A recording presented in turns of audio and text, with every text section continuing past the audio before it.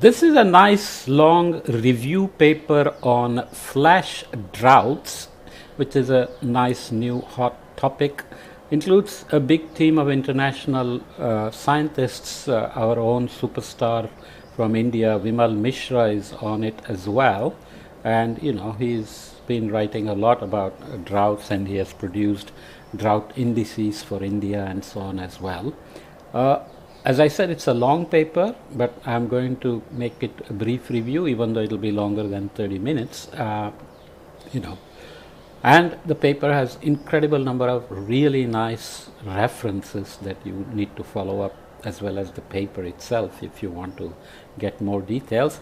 My idea is to learn enough myself, learn well, to give you a brief introduction.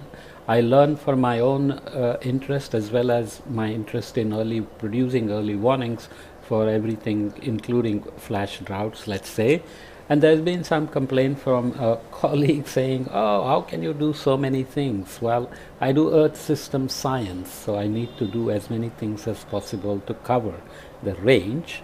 And just because somebody does lesser topics than me doesn't mean they're doing it better, right? So quality of the work matters a lot. So with that little complaint, let's look at flash drought, a state of the science review. Review articles are always long, but they are useful. In the 2 decades since the advent of the term flash drought, considerable research has been directed toward the topic. Within the scientific community, we have actively forged a new paradigm that has avoided a chaotic evolution of conventional drought, but instead recognizes that flash droughts have distinct dynamics and particularly impacts. So when you introduce a new term like flash drought, you have to say why it's different than a drought, even though there are many different definitions of the drought itself. And you have to say if it is also different in terms of its impacts, because then forecasting, the scale of the forecast, the time lead with which you have to forecast, all depend on the impacts. We have moved beyond the initial debate over the definition of flash drought to a centralized focus on the triad of rapid onset, drought development, and associated impacts. The refinement toward this general set of principles has led to significant progress in determining key variables for monitoring flash drought development, identifying notable case studies, and compiling fundamental physical characteristics of flash drought.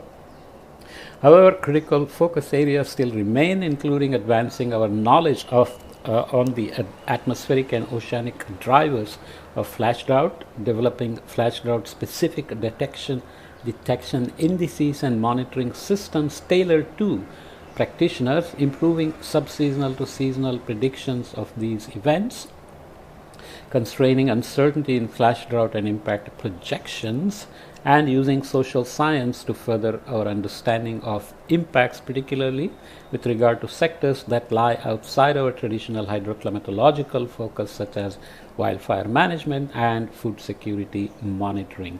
Researchers and stakeholders working together on these critical topics will assure society is resilient to flash drought in a changing climate. So a lot of information there, but you get the idea that subseasonal to seasonal forecasts, I have a full course on it on my channel. 1 to 3 days, 3 to 10 days, weeks 2 to 4, subseasonal, and then you have to combine with seasonal, which goes up to multiple seasons and so on. And impact-based indices and impact-based forecasts are now becoming critical as we, now we have marine heat waves, we have flash drought. So what do they mean in terms of impacts, and why is it important to predict them, understand them, and so on and so forth. So just to read off a few more things, I will jump ahead. While drought itself has been simply defined as insufficient water to meet needs, it is challenging to classify different types of droughts due to the diversity of compound and cascading causes and effects. Traditionally, drought has been classified as meteorological, hydrological, agricultural, ecological, and socio-economic, based on the duration of the abnormally dry weather, which is the most important characteristic of drought, location within the water cycle of the drought impacts, like stream flow versus soil moisture, let's say, and their complexity. Flash droughts are a subset of all drought types that are characterized by unusually rapid intensification, either to begin a drought or to exacerbate an existing drought. We'll see an example. The earliest mention of flash drought-like events is the Sukhoi, I don't know how it's pronounced, Russian word, which was first noted in the southern plains of Russia and later examined in the plains of North America. These events were characterized by hot and dry air masses with extended precipitation deficits that led to rapid plant stress and wilting. So warm air, dry air is very thirsty, vapor pressure deficit goes up. So when leaves open for capturing CO2 for photosynthesis, wilting and stress becomes very quick when you have droughts, especially if it develops very quickly. Two studies in the early 1980s were possibly the first to mention rapid drought development and so on. So I will, quit the further details and just look at the Venn diagram. So you have flash rapid onset of drought, which is the critical aspect, the rate of growth, and impacts. Obviously, longevity of the drought leads to impacts and cascades into different sectors: agriculture, water resources, forests, and so on and so forth. And drought itself, which is sufficient drying of the land surface. So the intersection gives you flash drought. Does that help you? Well, at least it helps you to keep the key components in mind, the triad as they call it. And just to jump ahead to an example, this is from evolution over eastern Montana, which is, we are looking at these regions of the US, Northern Plains region within the United States. In July 2017, soil moisture percentile rank relative to this base period of 1979 to 2017.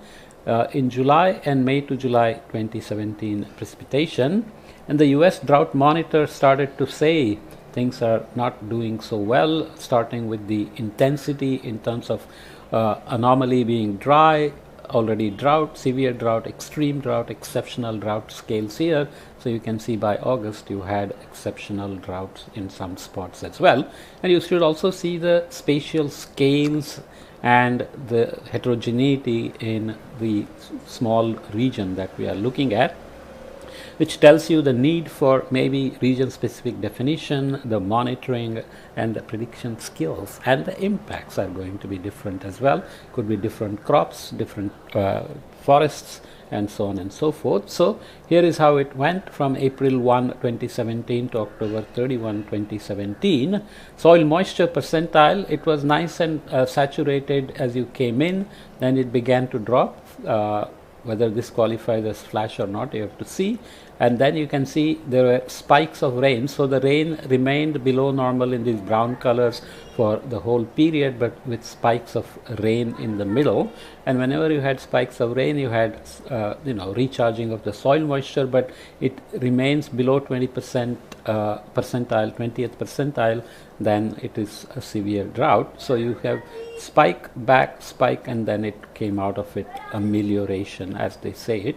And the maximum temperatures, again, very few times below normal, but very many hot temperature days, which obviously will exacerbate soil moisture loss. And there's a kid shouting for her friend. He stands outside and keeps shouting her name. She has to come out, but hopefully that's not getting into the recording.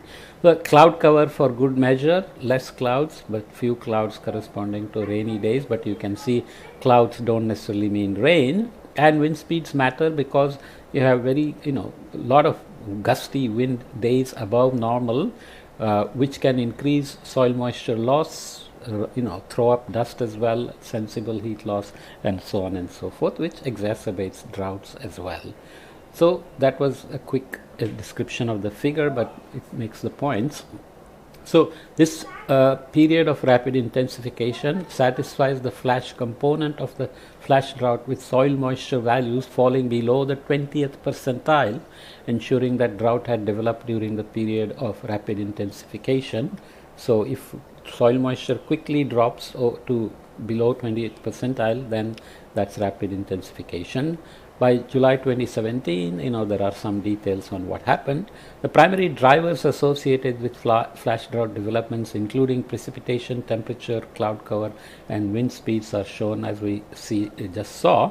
This case study highlights the compounding effects of below average precipitation and enhanced evaporative demand that are important for the development of flash drought.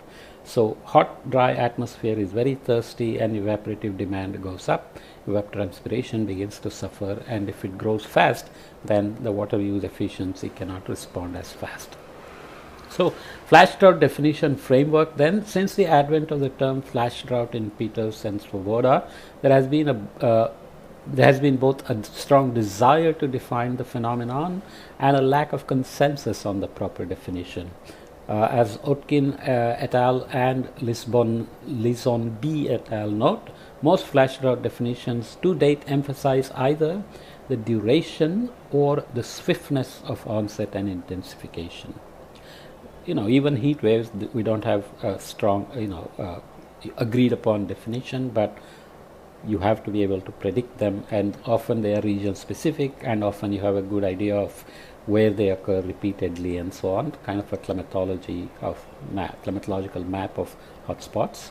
So define flash drought. This paper defines flash drought as a short-term yet severe drought events with a focus on both the event duration and severity.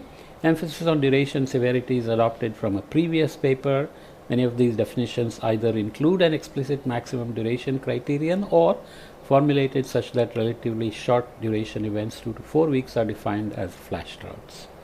Flash can mean appears and disappears, or also can grow rapidly, right? So concurrently, a lineage of studies emphasizes the rate of intensification for flash drought definition, largely beginning with these papers. These definitions include an explicit or implicit celerity or speed rate of growth criteria for drought onset and or intensification, such as a sufficiently large decline in soil moisture over a relatively short period of time. Again, what is a relatively short period? So always some subjectivity involved, but it's okay in terms of looking at impacts and being location specific in terms of the severity and the celerity and the definition and the predictions, right? So definitions of these terms, event duration and intensification, vary with perspective. For example, in the case of conventional drought, for a shareholder, the duration of a drought event may be defined as the period over which they feel impacts, whereas from a scientific perspective, it may be the period for which the anomaly of meteorological variable like precipitation or a response variable like soil moisture exceeds a given threshold. From either point of view, a conventional drought extends from drought onset to the end of the amelioration period, where soil moisture comes back to good levels, whether marked by the end of impacts or a return to mean hydrometeorological conditions. For flash droughts, however, these definitions are complicated because though rapid intensification is the key characteristic that disguises them from conventional droughts, flash droughts may also be the first phase of a long-term drought or a period of rapid intensification within an existing drought. Okay, here are some examples from country-specific studies and some global studies. Global studies tend to be coarse resolution, but even country studies can be coarse resolution, but depends on the data available and so on. There are also multi-country studies like continental Europe and Korean Peninsula, Southern Africa, multiple countries, and so on. Okay, I won't go into details here, but flash drought monitoring and indicators is very critical, because anytime you define something, if once flash drought is defined, people will go back in reanalysis and data to say how many flash droughts have happened, whether their duration, intensity, and frequency are increasing, and then you have to say what the impacts have been. So some retrospective processing happens of redefining some droughts as flash droughts and then making a history of the trends and changes, etc. Right? So drought may be defined as a sustained and impactful departure from the climatological balance of water supply to and water demand from the land surface. Flash drought adds to this a requirement of rapid intensification. So they look at basically precipitation deficit and high ET, evapotranspiration, and or evaporative demand. Okay, so skipping some details here, basically you have to have properly defined indicators, and from an operational monitoring perspective you need a suite of potentially effective flash drought indicators so that you have a complementary set of tools by which to inform flash drought response and management. Okay, so you have to be careful what we also mean by response. For example, if there is a prediction of a drought made and somebody qualifies it as a flash drought, either from the prediction itself or based on some local motivation, then demands for aid from the government can go up, crop insurance demands may go up, subsidized supply of other things may go up. So there is a human aspect involved in there. But anyway, the study proposes precipitation or reviews precipitation based indicators, evaporation and evaporative demand indicators, and soil moisture indicators, which is similar to other kind of events, chronic and acute stressors that we try to track, monitor, predict and look for change in the future. So you need to of course establish flash drought climatological characteristics. In flash drought climatology, a critical goal is to understand when and where flash droughts are most likely to occur. Quantifying the climatological characteristics of flash drought provides a foundation for improved monitoring and predictability through identification of seasonal and regional hotspots for flash drought development. Okay, so there have been many studies with different data sets, but typically you identify already known hotspots like Sahel and India, and flash drought frequency is generally highest in the middle of the warm season in equatorial latitudes. Rainy season, warm season and droughts can always go together, and they have spatial scales, so you can have wet regions and dry regions at the same time. A more prominent seasonal cycle of high flash drought occurrence in the warm season is evident in the mid latitudes due to elevated evaporative demand during summer. So Mahato and Mishra reported that significant warming and decline in precipitation resulted in an increased frequency of flash droughts in the major global croplands during 1981 to 2020. So that's a global study there, including looking at impacts on croplands. In addition, simultaneous occurrence of flash droughts in several major croplands across the globe has also increased during the same period. As I said, once you have a definition, you can retrospectively go and see how things have changed in the past. While global studies provide a high level summary of flash drought characteristics, further details can be gleaned from a regional analysis. Here we present a regional perspective of flash drought, focusing on continents and a subset of countries in which these droughts have been studied. The subsections are presented in alphabetical order, so you can go and read up those, very useful, but I am going to jump ahead and look at flash drought forecasting. Subseasonal to seasonal prediction. This is my favorite time scale as well, because 2100 projections are great.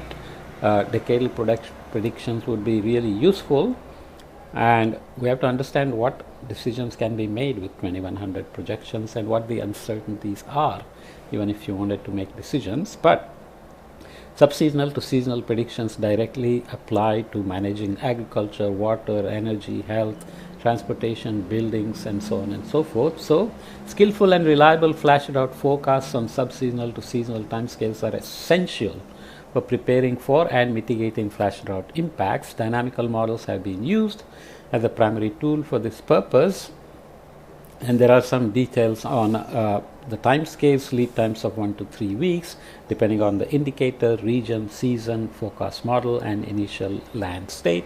So forecasts are initialized, so you need a lot of data to do that. The more the data, better your initial condition and likely the forecast as well.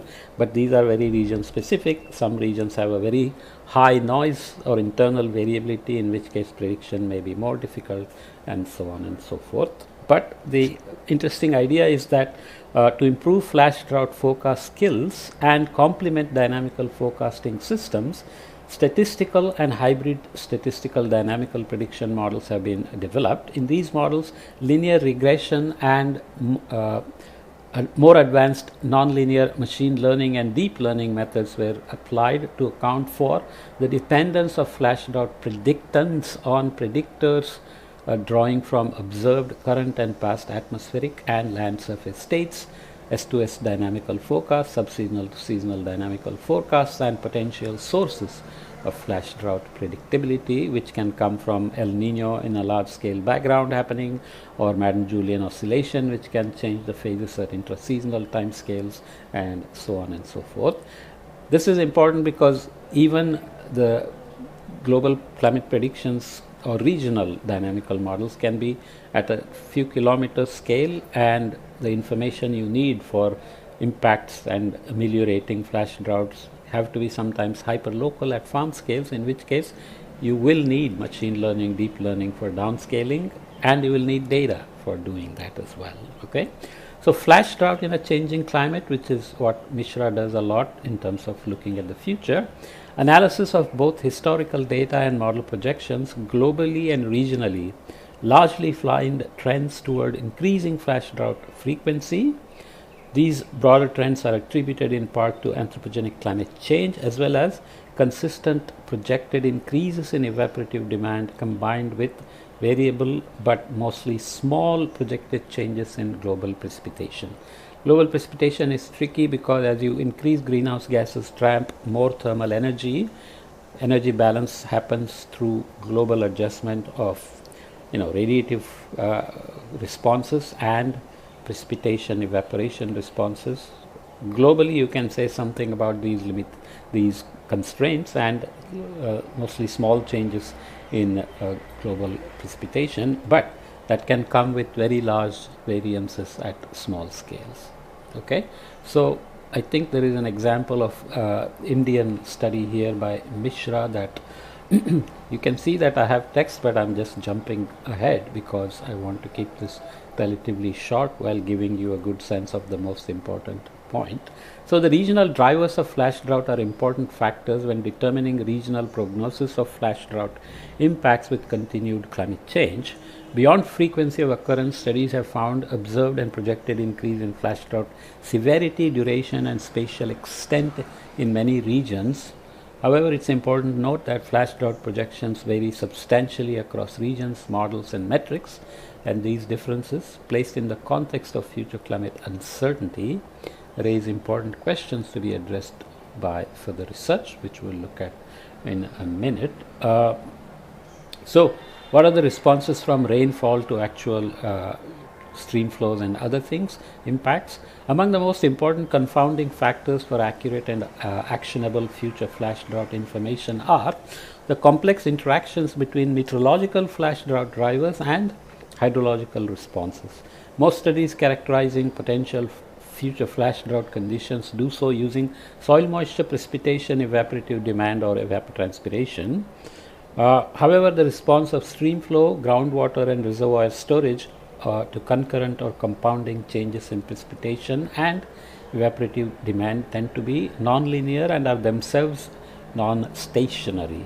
So the background state itself is changing because of chronic changes. You can think of flash drought as a acute change, right? These factors challenge our understanding of how projected changes in meteorological drought translate to changes in agricultural or hydrological drought and make it difficult to infer changes in one type of drought from projected changes in another.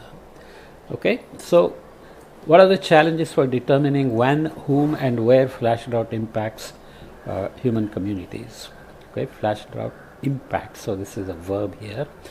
Empirical social science research on flash drought to date is limited and has primarily focused on US agricultural producers. US spends a lot of money on agricultural research, subsidies, protecting farmers, and providing predictions and monitoring and so on, even though Australia does much better in overall tools, interactive co-production of these tools and so on. Combining these studies with insights from the wider social science of conventional drought literature reveals that the same drought event will be experienced and likely to be perceived differently by individuals, households, firms, and communities depending on a range of social, economic, and institutional factors. In their typology of drought decision making, Cravens et al. Described the important relationship between the way a drought problem is framed, the way impacts or consequences are understood, and the preparedness or response options that might be selected. In the case of flash drought, one key question is whether those affected frame the drought event as flash drought or not. In some cases, conditions that satisfy the principles of flash drought, as we saw in a case study, may be perceived by those on the ground as substantially different from other drought events. In these cases, naming the event as flash drought may be useful. However, in other cases where an event satisfies the flash drought principles, those affected may understand the event as indistinguishable from a conventional drought event. Okay? In this situation, there may be less need, or it may even be confusing to focus on the flash drought nature of the event. An additional challenge is the diverse definition of flash drought definitions of flash drought exist among practitioners, complicating the ability to tease out whether perceptions or differing definitions are shaping the views on the ground. Okay? Of course, there are compound and cascading impacts of flash droughts. The rapid intensification of flash droughts can result in greater sensitivity and less adaptive capacity for response. In many cases, flash droughts are expected to have greater social and economic impacts than traditional droughts due to their rapid development. This can leave less time for communities to prepare. At the same time, the compounding climate impact drivers that can accompany reduced precipitation, such as extreme heat, high winds, may also result in more severe impacts that are harder to prepare for. Additionally, the rapid emergence of flash droughts and the difficulty of predicting them may add greater uncertainty to management efforts. For instance, in a study of municipal drought planning in California, Zaniolo et al. Found that preparing and responding to short, intense droughts was more challenging than milder, longer droughts because of the difficulty of coping with significant impacts in an accelerated time frame and with little lead time. We can try to go back and understand historic situations as well. If we look at Mayas, Incas, Mesopotamians, Mohenjo-daro, Harappa, greening of Africa, and all these instances in the past where we argue that civilizations disappeared, but anthropologists will say they don't necessarily disappear, they just move and merge with other populations and so on. We know that there were downturns in the monsoon, for example, or repeated El Niños caused reduced rainfall in South America, etc. But did they have long droughts with lots of flash droughts in the middle, and how these combinations would be less or more impactful on civilizations as a whole? So now we have a lot more data, satellites, and so many other platforms can monitor things, but it will be hard to go back and reinterpret those things because we don't have high resolution data.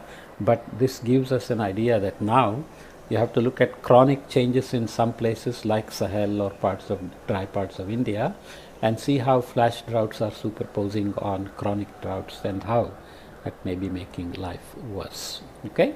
What are the future directions of research? It says future direction of research. Flash drought is a complex sub-seasonal phenomenon due to its drivers, development and impacts. While a rapid increase in research on the topic in recent years has addressed many key knowledge gaps, many critical research questions still remain. The basis of flash drought has been centralized on the three components of rapid onset, drought development and associated impacts.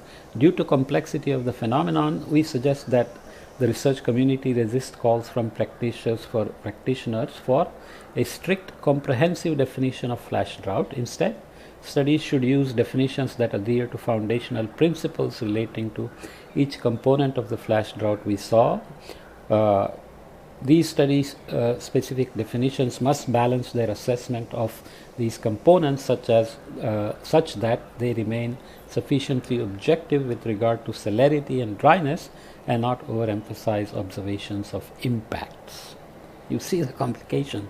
Scientifically, we want to be very robust in terms of the processes of drought development, celerity and dryness, and then soil moisture, etc. may be easy to model and track and predict, but Once you start to look at impacts on crops, vegetation, and other impacts, then it becomes complicated, even to map vulnerability, risk, exposure, and so on. Flash drought definitions that are based on observed impacts or subjective input risk over diagnosing flash droughts. Such definitions may miss the objective signals of a conventional drought onset and lead practitioners to identify what now appears as a rapid onset of impacts as a flash drought. This is especially the case if definition of flash drought relies on impacts or on monitors such as the US Drought Monitor, as in the operational definitions suggested by Pendergrass et al. That you can go and look at. So regional definitions will be helpful for regional predictions and responses and mitigating impacts, etc. But then comparing across different regions will become tricky because the definitions are not the same.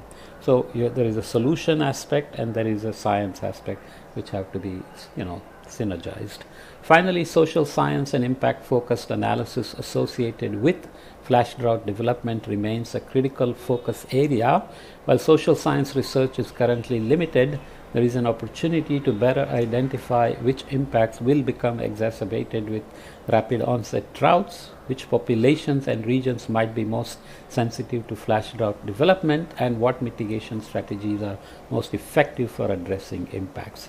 Key impacts of flash droughts are well documented as agricultural crop yield loss, ecosystem degradation, increasing wildfire risk, etc. But there is still a need to untangle the relationship between the timing of the development and cascading socioeconomic impacts.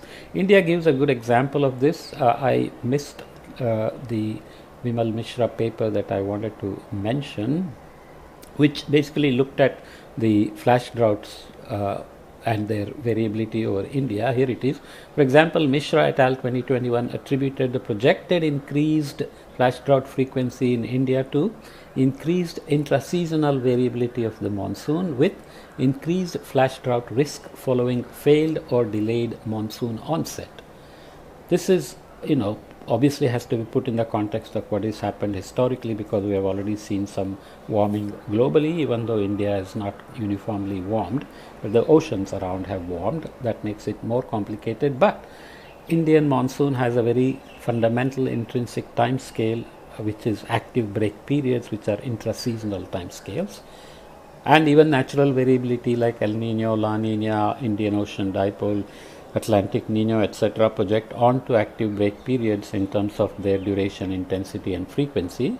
So it makes sense that future will continue to project on these time scales, and their variance will increase, and hence flash droughts will show it in their behavior. So you need to have some historical knowledge, dynamical understanding to make sure that future climate uncertainties are not taking you in a complete la-la land. Okay, so as I said, very brief. How long am I here?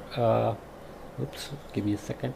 Yeah, I'm about 33 minutes. As I said, it would be long. Typically, I try to keep for the podcast around 15-20 minutes, but instead of splitting into two, I did one. But you must read the paper and the references if you want to follow up. My camera is having some issue. I need to maybe get a new camera, but hopefully that's not distracting you here. Okay.